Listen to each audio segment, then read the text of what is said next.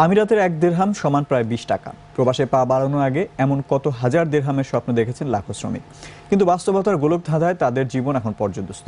আরব আমিরাত ঘুরে এসে তাদের বেদনার দিনলিপি তুলে ধরেছেন অখিল পোদ্দার, সঙ্গে ছিলেন স্থানীয় প্রতিনিধি সাইফুল ইসলাম তালুকদার। 4 পর্বের ধারাবাহিকের দ্বিতীয় পর্ব।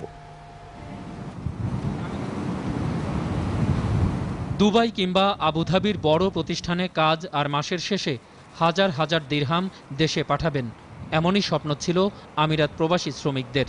দেশে থাকতে যে বিলাসী কল্পনা তারা করেছিলেন তার সবটাই আজ ধূলিসাৎ। ঘন্টার পর ঘন্টা কায়িক পরিশ্রম করেও মাসের শেষে কারো মিলছে 300 থেকে 400, কারো বা 700 দিরহাম। দিনের পর দিন অপেক্ষা করেও অনেকের ভাগ্যে জোটে নেই সামান্য বেতনের এই চাকরিটিও। টাকায় কি হয়?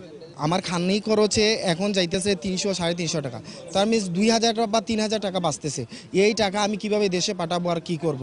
কোম্পানিতে 6-7 মাসের বেতন নেই, বেতন খুঁজতে গিয়ে ওনাদের মারধর করতে হয়, মার খেতে হয়। যারা আরবির ঘরে কাজ করে বেতন ঠিক মতন পায় না, কোম্পানিতে কাজ করে বেতন পায় না, এগুলি যেন সরকার দেখে।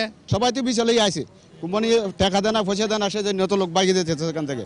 জেল জুলুম থেকে রক্ষা পেতে কিংবা 3 বেলা খাবারের বিনিময়ে চাকরি জোটাতে অনেকেই ধর্ণা দিয়েছেন সরকার দলীয় নেতাদের কাছে।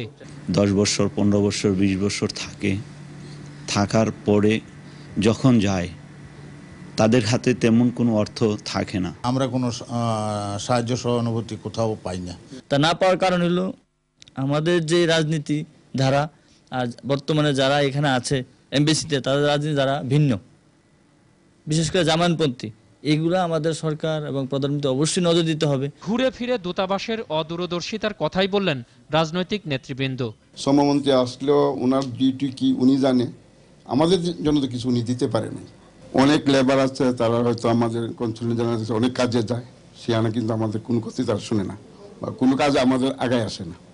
প্রবাসী বাঙালিদের দাবি, সরকার একটু সুনজর দিলেই আমিরাত হতে পারে বাংলাদেশের অন্যতম শ্রমবাজার। সংযুক্ত আরব আমিরাতের শারজা শহরের এই রোলা বাংলা বাজারে রয়েছে যথেষ্ট বাংলাদেশি শ্রমিক।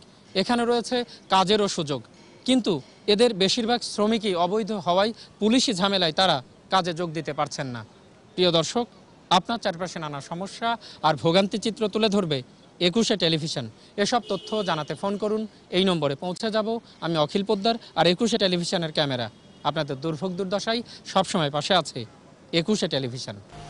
একটা বিরতি নেব, যখন ফিরছি তখন অন্যান্য খবরের সঙ্গে